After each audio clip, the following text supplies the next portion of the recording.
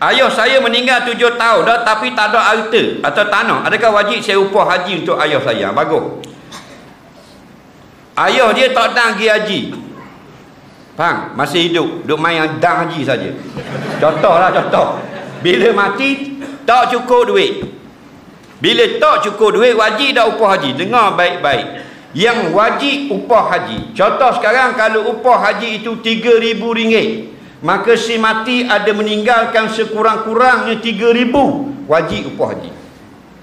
Contoh ayah dia mati, tak pergi haji lagi, memang dalam bank ada 3,000 saja, maka wajib ambil 3,000 tu upah haji, dan tidak ada sesen pun faraid. Tak boleh. Tak boleh. Waris tak dapat sekepeng tau. Faham? Kerana faraid ini selepas bayar hutang agama. Kalau ada baki, barulah bagi terakhir. Tapi kalau tak cukup, ayah hanya tinggal RM5 je. Faham lagi? Ayah tinggal RM5 ialah kocek belah kanan, belah kiri okok daun. Meninggal. Faham? RM5 boleh tak upah haji? Tak boleh. Maka tidak wajib waris upah haji, melainkan sunat. Anak-anak sunat keluar belanja.